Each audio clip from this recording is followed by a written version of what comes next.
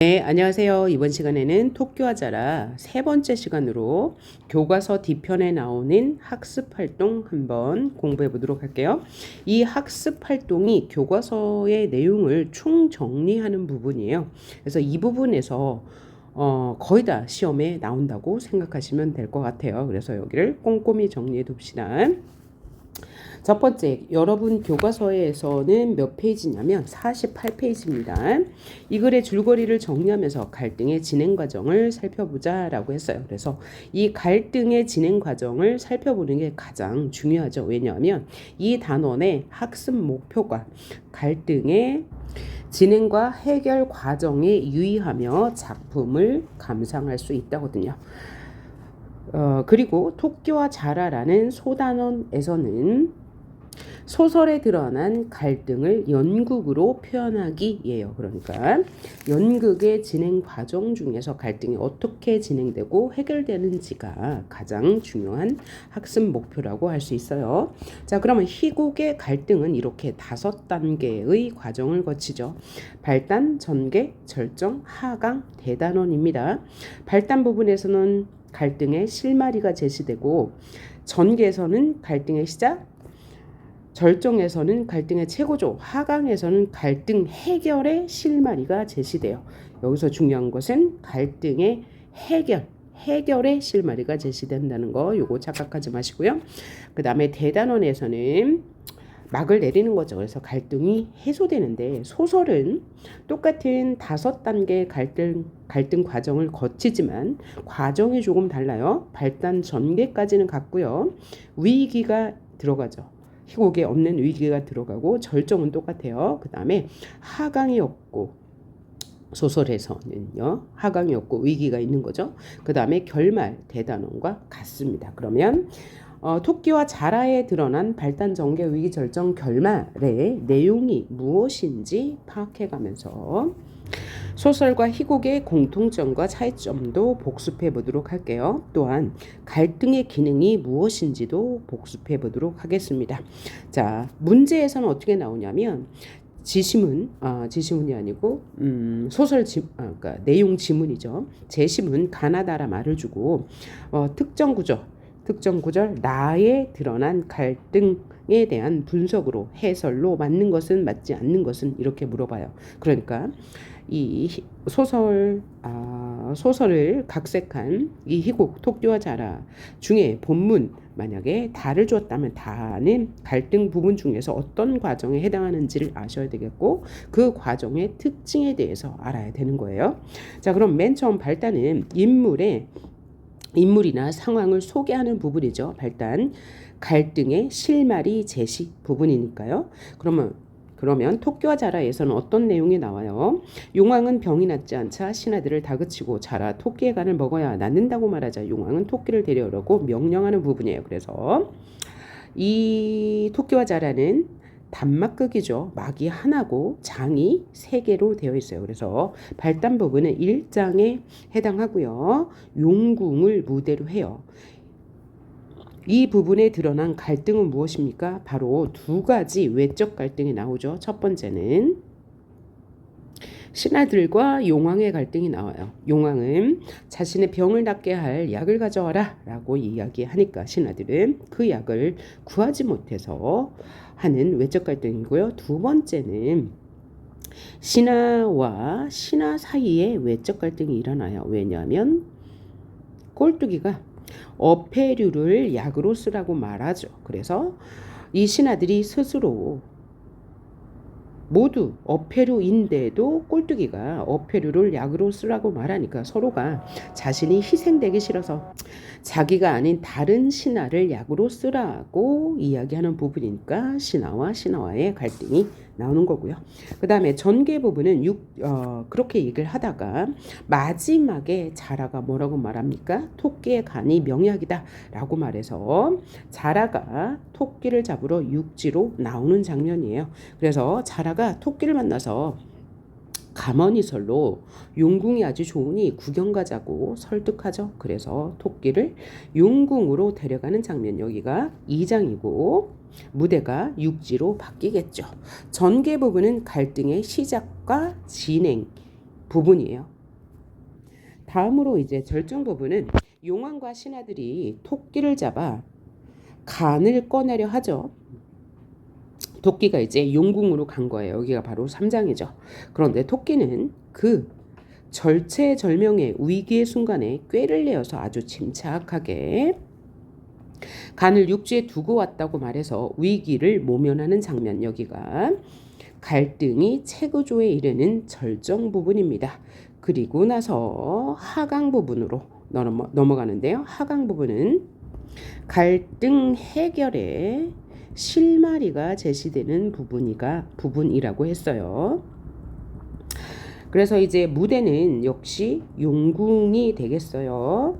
그 다음 대단원은 갈등이 해소되는 부분이죠. 그래서 토끼가 자라를 놀리면서 산속으로 들어가고요. 자라는 땅을 치며 걱정을 하는 부분, 즉 이야기가 끝나는 부분으로 배경은 육지가 되겠네요. 자, 이렇게 갈등을 중심으로 이야기를 정리해봤죠. 갈등은 그러면 작품에서 어떤 역할을 하는지 한번 볼게요. 첫 번째는 사건을 전개하는 역할을 하죠. 갈등이 없다면, 즉 사건이 없다면 소설이 혹은 희곡이 재미가 없죠. 두 번째는 인물의 성격을 갈등을 통해서 알 수 있어요. 그래서 토끼는 꾀가 많고 자라는 우직하고 용왕은 이기적이고 이런 성격들을 알 수 있는 거죠. 그러면서 갈등이 점점점 고조됨에 따라서 긴장감이 조성이 되겠죠. 그로 인해서 독자들은 흥미를 느낄 수 있어요. 그 다음에 인물의 행동에 필연성을 부여하는 게 갈등이에요. 그래서 현실감을 높이는 기능을 합니다. 마지막은 갈등의 해결 과정을 통해서 작품의 주제를 드러내는 게 바로 갈등의 기능이다. 어렵진 않죠. 갈등의 기능, 사건을 전개한다. 인물의 성격을 드러낸다. 이야기 전개, 긴장감을 조성한다. 독자의 흥미를 유발한다. 인물의 행동에 필연성을 부여해서 현실감을 높인다. 갈등 해결 과정을 통해서 주제를 부각한다. 라는 것이 갈등의 기능이었습니다. 자, 다음에 봐야 할 것이 소설과 희곡의 공통점과 차이점이죠. 맨 처음 차이점 뭐가 있었어요? 갈등 진행 과정에 차이점을 보인다 얘기했고요. 그 다음에 공통점 또 뭐 있어요? 희곡과 소설의 공통점은 이야기가 인물 배경, 사건을 중심으로 진행된다는 거죠. 그러나 차이점은 인물 배경, 사건에 제약을 많이 받는 게 희곡이죠. 왜냐하면 현장에서 관객이 있는 무대에서 직접 다 보여줘야 하니까요. 무엇과 관계 있어요? 경제적인 부분과 관계가 있는 거죠. 인물수가 많으면 배우가 많이 등장해야 되고 무대 장치가 많으면 그만큼 소품이 많이 필요하게 되고요. 그 다음에 시간에도 제약이 많죠. 희곡은 현장에서 관객 앞에서 직접 무대로서 보여줘야 하는 거니까 희곡은 현재 시간만 표현할 수 있어요. 요게 큰 차이점이라고 볼 수 있겠네요. 그 다음에 표현에 있어서도 차이점을 보이는데 소설은 서술자의 서술이 주를 이루고 서술자의 묘사도 있을 수 있고 등장인물의 대화도 있을 수 있어요. 하지만 희곡은요. 직접 관객 앞에서 보여주는 것이기 때문에 인물의 대화 혹은 대사라고도 하죠. 그것으로만 이야기가 진행된다는 것. 이것이 가장 큰 차이점이 되겠습니다. 다음 페이지를 보면 이 글에 드러난 등장인물의 성격과 태도, 갈등 관계를 파악해보자 라고 했습니다. 이건 이제 기본적인 내용이죠. 그리고 중요합니다. 그 다음에 무엇에 주의하셔야 돼요? 여기 가로 안에 대사 앞에 드러난 이 가로를 뭐라고 그래요? 행동지시문이라고 하죠. 이 행동지시문도 눈여겨봐야 할 거예요. 자, 용왕은 야단을 치며 내가 물속에 사는 온갖 약초를 다 먹어보았구만. 아직도 아프질 않느냐라고 하는 걸 보니까 어떤 성격입니까? 성격이 매우 급하죠. 그 다음에 두 번째 대화 볼까요? 부르르 떨며 화를 내며 어서 저 고얀 놈 배를 갈라라. 냉큼 간을 가져오지 못할까? 역시 급한 성격 알 수 있고요. 자신의 권위를 이용해서 약자를 억압하는 성격입니다. 세 번째는 자신의 이익만을 추구하는 이기적인 인물이다 라고 생각해 볼 수 있죠. 그 다음 자라는요. 산속 짐승이나 물속 짐승이나 모두 하나뿐인 생명입니다. 힘이 들더라도 한 번 더 다녀오겠습니다 라고 용왕께 말하는 것으로 보아 우직하고 충성스럽다라는 성격 알 수 있고요. 그 다음 걱정하며 내 등에 싸지마 라고 하는 토끼의 거짓말을 그대로 믿는 것으로 보아 순진하죠. 그리고 뭐야 난 몰라 깜빡 속았네 라고 하는 것으로 보아 남의 말을 쉽게 믿어요.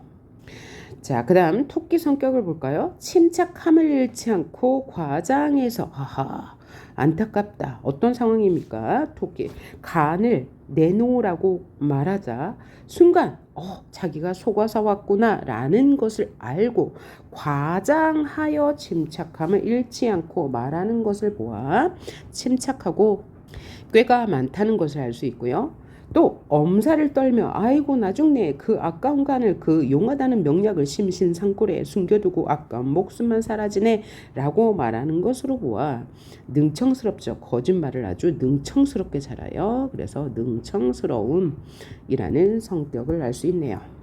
다음 문제를 보니까 등장인물의 갈등 관계, 즉 대립관계는 화살표로 그렇지 않은 관계는 요 직선으로 표시해 보래요. 여기는 지금 용궁 속 2장에서 드러나는 갈등 관계, 이야기를 중심으로 갈등 관계를 정리해 보면 되겠네요. 용왕과 토끼는 갈등하죠. 외적 갈등. 용왕은 간을 내놓으라고 하고 토끼는 간을 주지 않으려고 갈등하는 거죠. 그 다음에 용왕과 자라는 갈등 관계가 없고요. 자라와 토끼는 갈등 관계가 있는데 어느 부분에서 갈등 관계가 있는 거예요? 역시 용궁 속에서 토끼는 간을 빼앗기지 않으려고 하고 자라는 간을 뺏으려고 하는 갈등도 있고요. 또 하나 토끼와 신하들 간의 갈등도 있는 거죠. 왜냐하면 토끼가 꾀를 내어서 간을 육지에 두고 왔다고 말하니까 신하들이 속지 말라고 이야기해요. 그러니까 신하들은 토끼의 간을 뺏으려고 토끼는 지키려고 갈등하는 부분이 있고요. 또 하나는 용왕과 신하들 간의 외적 갈등도 있는 거죠. 자, 토끼가 간을 육지에 두고 왔다고 말하니까 용왕은 그대로 믿어요. 약간 어리석은 거죠. 그러나 신하들은 토끼의 말을 믿지 않아서 보내주면 안 됩니다 라고 속지 마세요 라고 다급하게 이야기하는 것으로 보아 이 부분에서도 용왕과 신하들 간의 갈등이 있다고 볼 수 있죠. 다음 50페이지를 보면 작품을 깊이 있게 이해하기 위해 참고할 자료를 도서관이나 인터넷에서 찾아보자. 아주 간단한 거죠. 잘 몰라. 왜냐하면 잘 모르는 내용이 있다면 사전을 찾아보거나 혹은 인터넷을 검색해서 내용을 이해할 수 있겠죠. 그러면 속담 사전을 찾아봐야 할 거예요. 왜냐하면 꼴뚜기가 용왕에게 어패류를 약으로 쓰라고 말하거든요. 그때 뱀장어가 이런 말을 하죠. 어물쩍만시는 꼴뚜기가 시킨다더니 라고 말해요. 이것은 바로 속담이죠. 어떤 뜻입니까? 지질이 못난 사람일수록 가치 있는 동료를 망신시킨다라는 뜻으로 꼴뚜기가 볼품없고 가치가 적은 인식에서 유래한 속담인데 이 희곡에서는 자신도 물고기면서 용왕에게 어패류를 먹으라고 말한 꼴뚜기를 나무라는 의미로 사용한 거예요. 그러니까 속담에서 찾아볼 수 있겠죠. 그 다음에 백과사전을 통해서 용어의 개념을 찾을 수 있고요. 인터넷 검색을 통해서 생김새를 찾아 분장에 적용해야 돼요. 왜냐하면 여기는 지금 바닷속 물고기가 많이 출현하니까 어떻게 분장을 해야 되는지 찾아볼 수 있겠어요. 다음 문제 4번은 연극에 필요한 역할을 정해보자 라고 했는데 인물이 어떤 성격인지 또 연극을 어떻게 준비해야 하는지에 대한 내용이죠. 그러면 연출자는 연출 공책을 통해서 이 연극에 필요한 모든 것을 총 리드하는 역할을 하는 거죠. 그러므로 연출자는 인물의 움직임과 위치를 꼼꼼하게 살펴야 돼요. 다른 담당자들과 함께 상의해서 관객들이 연극에 집중할 수 있게 다양한 방법을 찾아봐야 되겠죠. 또 용왕은 배우의 역할 중에서 용왕은 병약하고 짜증을 잘 내는 노인의 모습을 연기해야 되고요. 자라는 느리지만 신중한 신하의 모습을, 토끼는 꾀가 많고 능청스러운 모습을, 전기뱀장어는 절대 손해보지 않는 성격을 연기해야 돼요. 이건 좀 간과하기가 쉬운데 전기뱀장어는 왜 손해보지 않는 성격이에요? 뱀장어가 자신은 약으로서 별로 효험이 없다고 얘기하면서 전기뱀장어가 낫다고 얘기해요. 그러자 전기뱀장어는 자신보다는 자신의 몸에서는 전기가 나오므로 도루묵을 추천하죠. 그러니까 절대 손해보지 않는 성격을 연기해야 되겠어요. 그 다음에 도루묵과 고등어는요. 어떻게 연기해야 할까요? 자, 전기뱀장어의 말에 다급하게 변명하는 도루묵을 연기해야 되죠. 왜냐하면 전기뱀장어가 도루묵이 명약인 줄 알아요. 그랬더니 도루묵이 깜짝 놀라며 펄쩍 뛰며 자기가 약으로 적합하지 않다는 대사를 하거든요. 그 다음에 고등어는 토끼의 말에 감탄하는 연기를 한다라고 했는데 어떤 부분이에요? 토끼가 자기의 생명이 위태롭다는 것을 인지하고 능청스럽게 뭐라고 말합니까? 자기의 간을 줘서 생명을 살린다면 아까울 것 없지라고 말하거든요. 이 부분에서 고등어가 그래 총명한 토끼구나 라고 감탄하거든요. 이 부분에서 감탄하는 연기를 해야 되겠죠. 근데 여기서 조심해야 할 게 뭐라고 했죠? 이때 그러면 고등어는 토끼의 꾀를 안다 모른다. 요게 함정입니다. 고등어는 토끼의 꾀를 인지하지 못했습니다. 토끼가 꾀로 거짓말한다는 사실은 모르고 자기 간을 준다니까 감탄한 것입니다. 그 다음에 도루묵과 고등어 같은 경우에는 대사가 잠깐 나오니까 1인 2역으로 처리해도 된다는 것. 모둠의 상황에 따라 한 사람이 두 가지 배역을 맡을 수도 있다는 것. 그 다음에 무대와 소품 담당자들은 무대 배경과 조명을 준비하고 소품을 준비하면 되겠죠. 의상과 분장 담당자들은 연기 분위기에 어울리는 의상 준비하고 배역의 특징을 살릴 수 있는 분장을 준비해 주면 되고요. 음악과 음향 담당자는 연극의 분위기에 맞춰서 장면에 어울리는 음악과 음향을 찾아 틀어주면 되겠죠. 여기서 우리 음향에서 나올 수 있는 문제는 뭐냐면 1장에서 2장으로 바뀔 때 자라가 토끼를 찾으러 육지로 나오잖아요. 그때 원래 이 연극에서는 판소리 수군과 한 대목을 튼다라고 되어 있는데 이 수군과 대신에 퓨전 국악 난감하네 라는 노래로 바꿔줄 수 있어요. 왜냐하면 판소리 수군가를 소재로 한 노래이기도 하고요. 이 장면에 어울리기도 하고요. 신나는 느낌을 줄 수도 있기 때문이에요. 왜 신납니까? 자라가 자신의 목숨을 지켰으니까 신나는 음악으로 대체할 수 있고요. 틀어도 되고요. 또 하나는 토끼를 찾을 수 있는 기대감에 또 신날 수도 있으니까요. 이것도 기억해 주시기 바랍니다. 네, 다음으로 자신이 맡은 역할을 고려하여 연극을 준비하는 과정에 대한 설명인데요. 거기 보기 전에 연극을 준비하는 과정을 전체적으로 한번 상기하고 보도록 합시다. 연극을 준비하는 과정은 반드시 시험에 나옵니다. 그러면 연극을 준비하려면 맨 먼저 뭐 해야 돼요? 작품을 선정해야 되죠. 그래서 이 교과서에서는 토끼전, 고전소설 토끼전을 각색하여 토끼와 자라로 만들기로 결정했죠. 그러면 주제나 방법을 정해야 돼요. 어떻게 이 연극을 준비할까? 무엇을 보여줄까? 이런 거죠. 그래서 이 교과서에서는 토끼와 자라로 각색하며 갈등을 중심으로 연극을 준비한다고 했네요. 그런 다음에는 뭐 해야 돼요? 대본을 써야 되죠. 대본을 마련하고 소품도 장만을 해야 됩니다. 그런 다음에 그 써놓은 대본을 중심으로 낭독하기를 해야 되는데요. 대본을 낭독하면 연극의 전체 내용을 파악할 수가 있죠. 그 다음에 연출을 비롯한 배우, 미술 담당, 각 담당자들의 역할을 정해야 돼요. 그러면서 대본을 함께 읽으면서 어색하거나 어려운 내용을 찾아 수정하는 과정이 필요한데요. 여기서 역할은 밑에서 보시면 되고요. 그 다음 네 번째는 역할에 따라 정리를 해야 되는데요. 준비를 해야 되는데요. 그러면 어떻게 준비하냐면 연극에 필요한 내용을 연출 공책에 기록한다. 그럼 연출 공책에 기록한다는 것은 연출자의 역할이죠. 그래서 연출자의 연출 노트에는 뭐가 들어가요?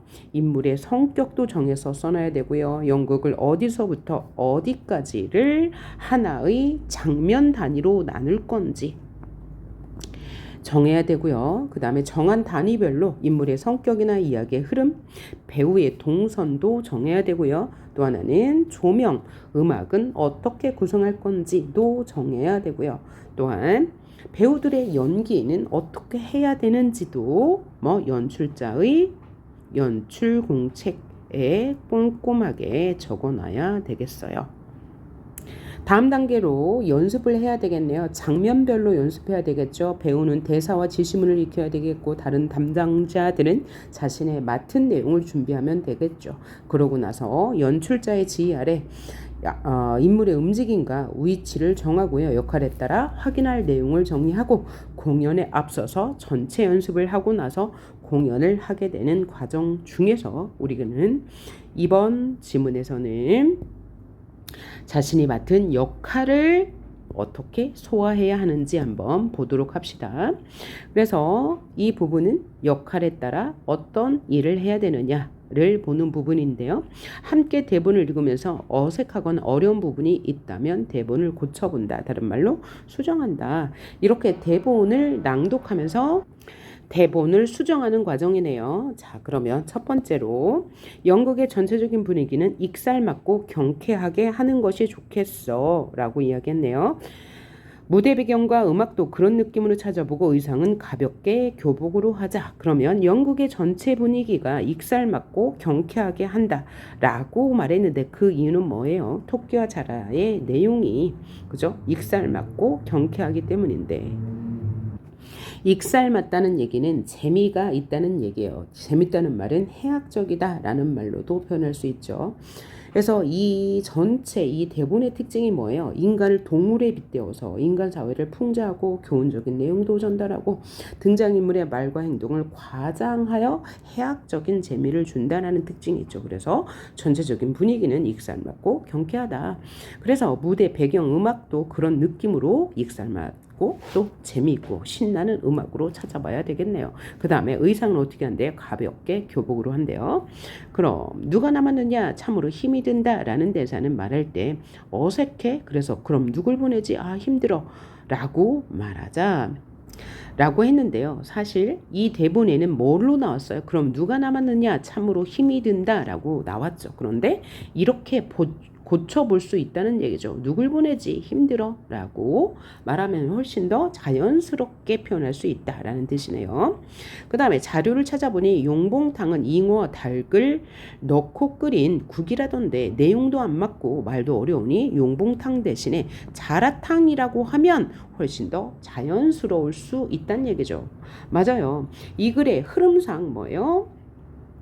자라만 남은 상황에서 용봉탕이 명약인 줄 아래요 라고 신하들이 말하죠. 그러면 용봉탕은 잉어 닭을 넣고 끓인 국인데 자라에게 하는 말로는 좀 적합하지 않죠. 그러니까 자라탕이 명약인 줄 아래요 라고 바꾸면 훨씬 더 내용이 자연스러워질 거예요. 자, 그 다음에는 역할을 정했으면 장면 단위로 연습을 해볼 수가 있겠죠. 그러면서 몸풀기를 해볼 수도 있겠어요. 왜냐하면 몸풀기를 통해서 긴장을 풀 수 있으니까요. 자, 그 다음에 배우는 맡은 배역의 특징이 잘 드러나도록 대사와 표정, 몸짓을 연습해야 되는데요. 자, 이렇게 연습하는 과정이 나왔네요. 여기서 예로부터 토끼들은 간이 배 밖으로 나왔습니다. 라는 토끼의 대사가 있는데요. 그러면서 토끼는 간을 육지에 두고 왔다고 거짓말을 한 부분인데, 간이 배 밖으로 나오다, 이건 어떤 표현이에요? 관용 표현이죠. 관용 표현은 뭘 관용 표현이라고 해요? 습관적으로 쓰는 말을 관용 표현이라고 하는데, 관용 표현은 세 가지 종류가 있습니다. 속담, 관용구, 격언 세 개가 있는데, 토끼는 간이 배 밖으로 나왔다. 간이 배 밖으로 나왔다. 이것은 뭐예요? 관용구에 해당하는 거예요. 관용구는 두 개 이상의 단어로 이루어진 말로써 신체 일부를 사용해서, 자, 겉에 나오는 뜻만으로는 그 의미를 알 수 없지만 습관적으로 써서 사람들이 그건 무슨 뜻이지? 라고 인식할 수 있는 말이에요. 대부분 뭐라고요? 신체 일부를 사용하여서 말합니다. 근데 여러분 문제에서요, 얘가 속담이니 관용구니 이런 것을 묻는 문제도 있고요. 이런 의미로 적절하지 않은 것은 적절한 것은 이렇게 묻는 경우도 있고, 의미가 다른 것을 묻는 것일 수도 있습니다. 그래서 속담, 관용구, 격언은 구분이 먼저 필요하고 각각의 뜻이 무엇인지도 알아야 되겠습니다. 그래서 관용구 같은 경우에 뭐라고요? 신체 일부를 두 개 이상의 단어로 사용해서 습관적으로 쓰는 말이다. 근데 여기에는 교훈은 담겨 있지 않아요. 그런데 속담과 격언은요, 교훈이 담겨 있습니다. 속담과 격언은 교훈이 담겨 있어요. 교훈이 담겨 있어요. 그러면 속담은 무엇을 속담이라고 하냐면, 예로부터 민간에 전해오는 쉬운 격언이나 잠언을 말해요. 그래서 우리 선조들이 오랫동안 일상생활에서 겪어온 경험담을 담고 있어요. 그래서 일상에서 자주 접하는 동물이나 식물과 관련이 있습니다. 예를 들면 낱말은 새가 듣고 반말은 쥐가 듣는다. 동물과 관련이 있죠. 그리고 이 속담은요, 한 사회에서만 통용되는 말이에요. 한 사회에서만, 한 나라에서만. 그럼 격언은요, 전 세계에서 통용되는 말로서 역시 속담과 격언의 공통점은 교훈을 주는 것인데, 속담은 한 사회에서만 통용되는 말, 격언은 전 세계에서 통용되는 말. 예를 들면 선곡은 1%의 지능과 99%의 노력에 달려있다. 그럼 얘는 격언이 되는 거죠. 낱말은 새가 듣고 반말은 쥐가 듣는다. 얘는 속담이 되는 거예요. 우리나라에서만 통용되는 말이고요. 관용구는 신체의 일부를 사용하는 말로서 표면적인 의미로만은 속뜻이 무엇인지 알 수 없는 것으로 신체 일부를 사용하여 말한다. 그래서 간이 배 밖으로 나왔다라는 것은 어떤 뜻이에요? 겁이 없다라는 뜻입니다. 뭐라고요? 겁이 없다.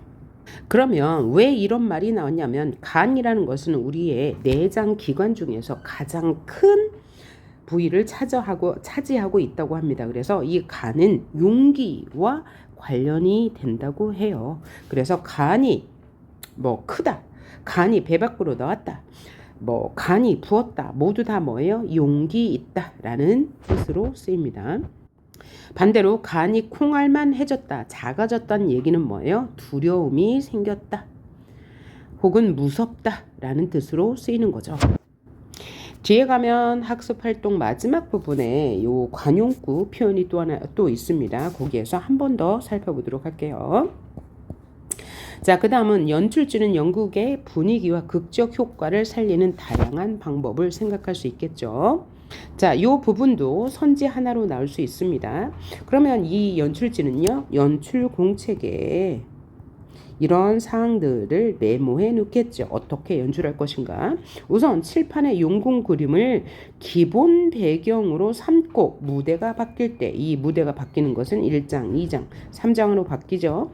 때마다 큰 종이에 그림을 붙여서 산속 배경을 만든다라고 했어요. 그러니까 배경을 어떻게 바꾸는 거야? 기본 배경은 칠판에다 용궁 그림을 그려놓고 저기 뭐야? 육지로 배경이 바뀌면 그림을 그려서 붙인다 라고 했으니까 그렇게 연출하면 될 거예요. 그 다음에 토끼 의상으로는 바깥은 털로 안쪽은 매끈한 감으로 된 옷이 필요하겠어요 라고 했는데 그 이유는 뭐예요?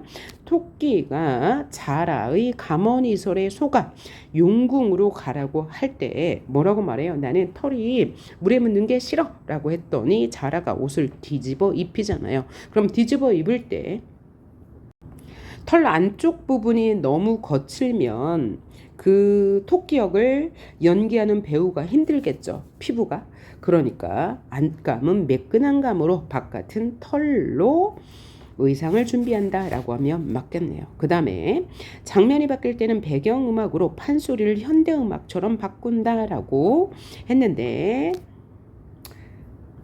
자라가 용궁에서 나와 육지로 올라올 때 배경음악을 이 우리 교과서에서는 수군가를 튼다라고 했는데 그 수군가를 퓨전 음악 난감하네로 바꾸어도 된다는 이야기죠. 자, 다음 문제 볼까요? 연극 공연을 할 때 알아두어야 할 점에 대해서 보도록 합시다.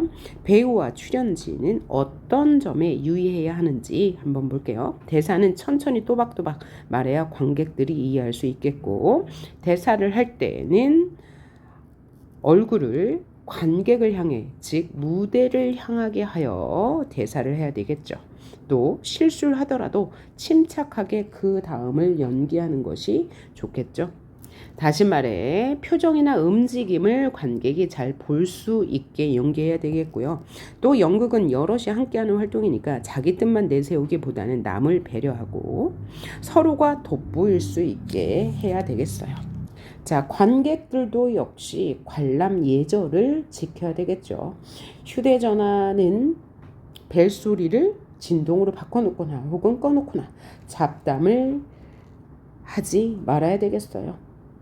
그리고 연기, 배우들의 연기에 좀 충분히 호응해줘야 더욱더 배우들이 재미있게 공연하는데 도움이 되겠죠.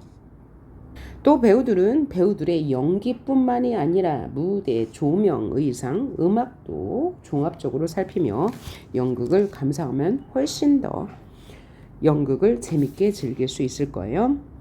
자, 다음에는 여러분 교과서 66페이지에 보면 모드먼과 함께 연극으로 공연하고 싶은 작품을 선정해서 읽어보자 라고 해서 이 모드먼 지금 시간가게라는 소설을 읽고 이것을 연극으로 준비하는 과정이 쭉 나와 있어요. 이 부분은 대부분 학교에서 시험 문제로 내지는 않지만 혹시 나올 수도 있으니 중요한 부분만 살펴보고 가도록 하겠습니다. 시간가기를 선정한 까닭은요, 여러 사람의 갈등이 드러나요. 그리고 행복이 중요한 가치라는 주제에 공감할 수 있기 때문에 시간가게를 연극으로 준비한다고 합니다. 자, 여러분 시간가게에 대해서 읽어보신 적이 있는지 모르겠는데요. 전체 내용을 한번 이해해보고 다음 활동 해보도록 할게요. 자, 이 소설에 등장하는 인물이 유나 엄마, 그 다음 수영, 시간가게 할아버지가 등장하는데요. 내용이 뭐냐면 유나는 초등학교 5학년 학생입니다. 유나는 학원을 가던 중에 우연히 전단지를 보게 돼요. 그러면 유나는 현재 어떤 상황이냐? 아버지가 돌아가시고 엄마가 힘들게 돈을 벌어서 학원 공부를 열심히 하고 있습니다. 근데 엄마는 다른 엄마들처럼 혹은 다른 엄마들보다 좀 더 많이 유나의 성적에 집착하고 있어요. 그래서 유나는 엄마의 기대에 부응하려고 노력하는 학생입니다. 그렇게 하다 보니 힘에 부치는 거죠. 그래서 좀 시험이나 이런 공부에 대해서 지친 상태인데 자기는 2등이고요. 1등인 학생이 있어요. 그 2등이 바로 자신이 2등이고 1등이 수영이인 거예요. 그래서 욕심이 많아서 자신이 1등을 하고 싶은 거예요. 그리고 엄마도 그런 것을 바라고 있죠. 그러던 중 어느 날 전단지를 보게 되는데요. 그 전단지를 가지고 찾아가 보았는데 거기가 바로 시간을 파는 시간 가게였어요. 시간 가게였죠. 그 가게에서는 시간을 한 번에 10분씩 살 수 있다고 합니다. 대가로는 자신의 추억을 팔아야 되는 거예요. 그러니까 거래가 이루어지는 장소죠. 그 기억은 행복한 기억이기 때문에 시간을 살 때마다 유나는 괴로움을 느끼게 돼요. 유나는 결국 그 시계를 사서 시험도 잘 보고 그 경쟁자였던 수영에게 누명을 씌우기도 하면서 성적은 좋아지죠. 그런데 시간이 지나면서 행복한 기억이 떠오르지 않자 괴로워서 결국에는 시간가게로 가서 기억을 되돌려 달라고 말해요. 그 시간가게 주인인 할아버지에게요. 그 할아버지는 굉장히 인자한 표정으로 느릿느릿하게 말을 하는 특징이 있어요. 그리고 나서는 엄마에게 1등을 원하는 엄마죠. 엄마에게 자신의 고민을 이야기합니다. 그러면서 뭐라고 하냐면 지금 행복하지 않은데 엄마의 말처럼 미래에 행복해질 수 있는지에 대해 의문스럽다고 말해요. 그래서 유나는 더 이상 시간을 사지 않기로 합니다. 그러면 이 내용에서 정말 행복의 가치가 무엇인지에 대해서 생각해 보게 하는 내용이죠. 자, 그러면 이렇게 소설을 연극으로 만들면서 얻을 수 있는 것은 무엇일까요? 다시 말하면 소설을 연극으로 만드는 이유는 무엇 때문이에요? 소설에는 감동이 있죠. 그죠? 그리고 그 감동을 통해서 우리가 살아가는 삶을 이해할 수 있고 때로는 고통스러운 삶도 견딜 수 있게 되죠. 그리고 무엇인가 더 깊이 생각할 수 있게 되고요. 또 다음에 그리고 소설을 연극으로 만드는 과정에서 친구들과 토론하고 또 상상해보고 공감해보는 능력도 키울 수 있을 거예요. 자, 그래서 이 시간가게는 뭐 인상 깊은 장면 이런 거는 패스하도록 하고요. 갈등만 한번 보도록 할게요. 갈등이 잘 드러난 부분이 어디일까요? 당연히 이제 엄마와 이 유나의 갈등이겠죠. 또 유나의 내적 갈등도 많을 거예요. 자, 그러면 누가 무엇 때문에 갈등하는 거예요? 전교 1등을 하고 싶은 유나의 내적 갈등이 드러나고요. 또 하나는 유나와 엄마와의 외적 갈등도 있겠죠. 그러면 유나는 이런 갈등을 해결하기 위해서 무엇을 했어요? 행복했던 기억을 팔고 시간이라는 10분을 시간가게에서 사는 거죠. 그러면 이렇게 유나가 행복한 기억을 팔고 시간을 사서 그 시간으로 1등을 하기 위해서 모범 답안을 베끼고 친구 수영이를 모함하는 일에 대해서 어떻게 평가할 수 있나요? 당연히 부정적으로 평가할 수밖에 없겠죠. 노력하지 않고 다른 사람의 답지를 베껴 1등을 하는 것은 바람직하지 않죠. 그리고 공부를 잘하는 수영이에게 모함을 즉 누명을 씌워가지고 억울하게 만드는 것 역시 바람직하지 않을 거예요. 갈등 관계는요, 유나와 엄마와의 외적 갈등, 유나와 수영이 간의 외적 갈등, 또 수영이 자신의 내적 갈등이 드러날 수 있죠. 자, 우리 지금 뭐 하는 과정 보고 있어요? 소설을 희곡으로 각색하는 과정을 보고 있습니다. 각색이 뭐라고요? 소설이나 뭐 서사시 같은 것을 원작으로 희곡과 시나리오로 고쳐 쓰는 일을 각색이라고 했습니다. 이렇게 각색을 통해서 우리는 다양한 효과를 얻을 수 있다고 그랬어요. 뭐 문학 작품에 드러난 감동을 통해서 우리의 상처를 치유받을 수도 있고 다른 사람의 삶에 공감할 수도 있고 우리 인간과 세계에 대해서 이해할 수도 있고요. 또 연극을 준비하는 과정에서 공감 능력을 키울 수도 있고요. 또 비판 능력도 키울 수 있고 토론하는 과정을 통해서 문제 해결 능력도 키울 수 있겠죠. 자, 이렇게 소설을 희곡으로 각색하기 전에 모두모는 그러면 어떤 일을 해야 될까요? 먼저 원작을 올바르게 읽어봐야 되겠죠. 그 다음에 묵독보다는 낭독을 해보는 게 좋을 거예요. 묵독은 소리 내지 않고 속으로 읽는 거고 낭독은 소리 내어 읽는 거죠. 그 다음에 혼자 읽기보다는 함께 읽으면서 그죠? 이렇게 의견을 나눠볼 수 있겠죠. 그 다음에 글의 내용에 대해서 토의해 볼 수 있겠어요. 그래서 시간 가계에 대한 활동은 요것으로 마치고요. 그 다음에 중요한 게 남았습니다. 그게 뭐냐면 고전 소설과 그것을 각색한 희곡인데요. 어떻게 달라졌는지 한번 보도록 해요. 요거 아주 중요한 문제입니다. 자, 문제는 고전 소설과 그것을 각색한 희곡인데 대본을 완성해 보자 라고 했는데 여기에서 우리가 해야 할 것은 뭐라고요? 공통점과 차이점을 찾아보는 거예요. 자, 그럼 가는 토끼전이라는 원작이죠. 원작 한번 읽어볼게요. 토끼가 산속으로 뛰어들어가니 자라는 토끼를 놓치고 기가 막혀 울음을 운다. 이게 원작이에요. 에고 에고 에고 어디 가서 토끼를 잡을 거 이렇게 맹랑한 일이 또 어디 있단 말이야. 내 충성이 부족했던가 대왕의 명이 짧았던가 수근까지 갔던 토끼 너를 산속에 다시 놓아주니 이제 어디 가서 토끼를 다시 잡으리요. 우리 대왕 죽고 나면 수구 그러니까 용왕이 있는 바다 세계를 말하는 거죠. 모든 일을 누구와 의논을 할 수 있단 말인가. 우리나라 굳은 사직은 뭐예요? 나라 또는 조정을 이르는 말. 그러니까 나라의 중요한 일이란 뜻이고요. 속절없이 되었구나. 어찌할 도리가 없게 되었구나. 속절없다. 어찌할 도리가 없다라는 뜻입니다. 에고 서론지고 이건 뭐예요? 예, 자라의 대화죠. 혼잣말이지만 큰 따옴표가 있으니까 소리를 내어서 말했을 거예요. 그 다음에 별주부는 수국으로 돌아가지 못하고 그 길로 소산강으로 돌아가서 대숲에 의지하며 살았다라고 했는데 먼저 희곡과 소설의 공통점은 뭐죠? 인물 배경 사건을 중심으로 이야기가 전개된다. 공통점 있고요. 그 다음에 표현은 어떻게 됩니까? 얘는 소설이니까 여기서부터 여기까지 뭐예요? 토끼가 산속으로 이거 서술자의 서술, 여기도 서술자의 서술이죠. 여기는 뭐예요? 자라의 대화. 그죠? 이렇게 즉 소설의 표현은 서술자의 서술, 인물의 대화, 묘사로 이루어진다.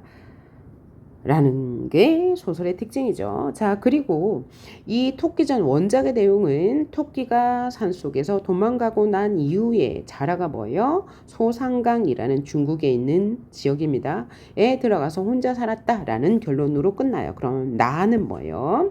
각색한 희곡 어떻게 다른지 한번 읽어보고 이야기해 보도록 합시다.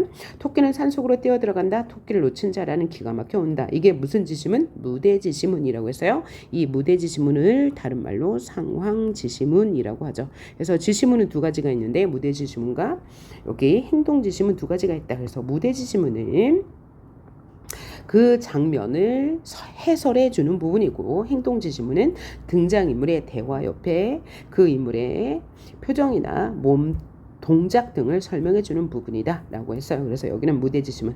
자라가 아이고 이제 어디서 토끼를 잡지? 내 충성이 부족했던 걸까? 용왕님이 죽고 나면 이제 우리 용궁은 어떻게 되는 거지? 아이고 라고 하는 부분은 자라의 대화가 되는 거고요. 자라가 어쩔 줄 모르고 서 있는데 누가 큰 소리로 자라를 부른다. 돌아보니 두건을 쓴 노인이 서 있었다. 이 부분은 뭐예요? 여기도 무대 지시문이 되겠네요. 그 다음 신선이 자라야 잠시 내 말을 들어보아라. 그랬더니 자라가 예 노인은 누구세요? 그랬더니 신선이 소매 안에서 약 봉지를 꺼내며 이게 뭐예요? 행동지시문.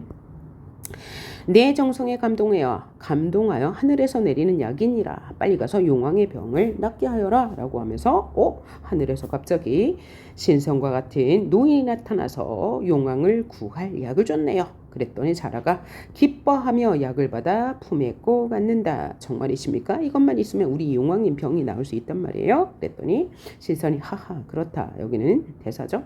고맙습니다. 이 은혜 잊지 않겠습니다. 라고 했어요. 그래서 일단 내용상의 차이점이 있네요. 소설에서는 자라가 용궁으로 돌아가지 않고 소산강에서 혼자 살았다라고 이야기했고 그 다음에 여기 희곡에서는 하늘에서 어떤 노인이 나타나서 용왕을 구할 약을 주어서 자라가 신나하면서 내용이 끝이 났다라는 거죠.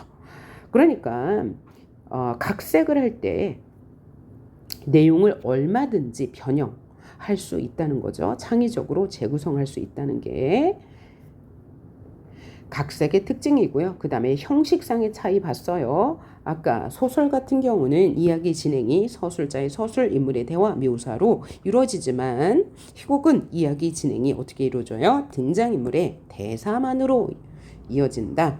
등장인물의 대사만으로 이야기가 전개되는 게 가장 큰 특징이라고 볼 수 있겠네요.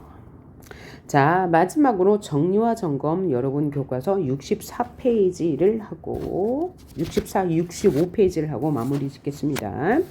자, 1번 문제 볼까요? 하늘은 말것만 해서 문기는 선생님께 잘못을 고백하지 못하고 교통사고가 난 이후에 삼촌에게 자백하니까 틀린 말이 되겠네요. 희곡에서는 인물의 성격을 직접 설명하기보다는 대사와 행동으로밖에 설명할 수가 없을 거예요. 그럼 반면에 소설에서는 인물의 성격을 서술자가 알려줄 수 있죠. 그런 걸 뭐라고 그래요? 직접 제시라고 하죠. 직접 제시는 서술자가 문기는 성격이 소심하다, 겁이 많다라고 말해주면 직접 제시고, 그렇지 않고 행동을 통해서 보여주면 뭐라고 그래요? 간접 제시라고 하죠. 그래서 이 하늘은 말것만이라는 소설에서는 인물의 성격을 간접 제시로 보여주죠. 자, 그 다음 토끼와 자라에서 토끼와 자라는 서로를 속임으로써 갈등 관계 일어나죠.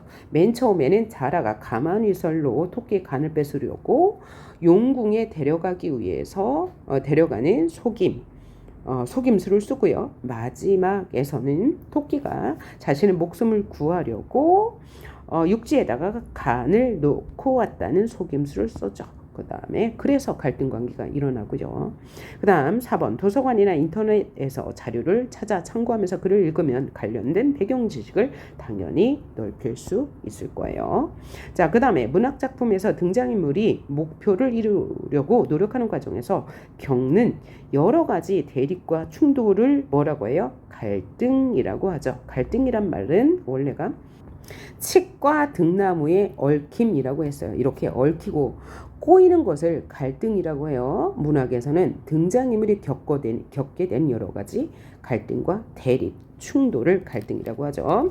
그 다음 2번 갈등은 인물의 마음속에서 일어날 수 있어요. 그러면 뭐라고 해요? 내적 갈등이라고 하죠. 그 다음에 인물과 인물 간의 외적 갈등. 그러니까 외적 갈등은 인물과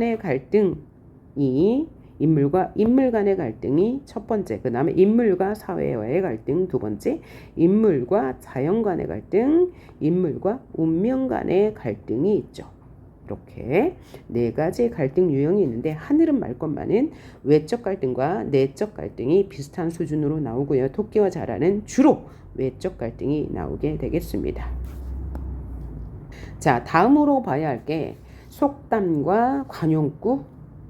자, 속담은 뭐예요? 교훈을 담고 있고 한 사회에서 통용되는 말이라고 얘기했습니다. 그래서 속담은 주로 동물과 식물에 관련된 것이 많다고 했습니다. 그럼 1번 가재는 개편이다. 무슨 뜻입니까? 바로 이거죠. 모양이나 형편이 비슷한 사람끼리 서로 잘 어울리고 감싸주기도 한다라는 뜻이고요. 그 다음 어물절 망신은 꼴뚜기가 시킨다. 우리 본문에 나와 있는 거죠. 바로 이게 되겠네요. 지질이 못난 사람일수록 같은 동료를 망신시킨다라는 뜻이고요. 자라보고 놀란 것은 소뚜껑 보고 놀란다라고 하는데 자라가 뭐라고 말해요? 자신의 몸은 소뚜껑처럼 단단해서 먹을 수 없다고 말하죠. 어떤 상황에서요? 다른 신하들이 용왕의 약으로 자라를 쓰라고 이야기하죠. 그래서 자신의 몸은 소뚜껑처럼 질기다라고 말하고 위기를 모면하죠. 그럼 자라보고 놀란 가슴 소뚜껑 보고 놀란다는 왜 이런 속담이 나왔을까요? 자라의 등껍질과 소뚜껑의 이 뚜껑이 모양이 비슷해서 나오는 말이죠. 그래서 이것은 어떤 사물에 몹시 놀라면 비슷한 사물만 봐도 놀란다라는 뜻으로 쓰이겠네요. 그 다음 고래 싸움에 새우등 터진다라는 속담이 있는데요. 강한 자들끼리 싸우는 통에 아무 상관이 없는 약자가 중간에 끼어서 피해를 입는다라는 뜻으로 쓰이죠. 자, 그 다음에 관용구 한번 볼게요. 손과 어울려 뜻을 이루는 말과 그 뜻을 바르게 연결해보자 라고 했는데요. 손이 크다라는 말은 뭐예요? 씀씀이가 후하고 크다라는 뜻으로 손을 놓다는 하던 일을 그만두거나 멈추다 라는 뜻으로 손이 맞다는 함께 일할 때 생각이나 방법 따위가 서로 어울리다라는 뜻이죠. 그래서 손이 맞다는 하늘은 말 것만에 나오죠. 문기와 수만이가 그 뭐죠? 많이 받은 거스름돈을 함께 쓰기로 한 것 그 부분에 썼죠. 그 다음에 손에 익다는 일이 손에 익숙해지다라는 뜻으로 쓰이죠. 속담 관용구에 대해서 문제는 꼭 나올 건데요. 요것은 조금 더 수업 시간에 활동을 더 해보도록 하겠습니다. 여러분, 토끼와자라 3개의 강의 파일로 강의를 했습니다. 꼼꼼하게 학습하시길 바랍니다. 수고하셨습니다.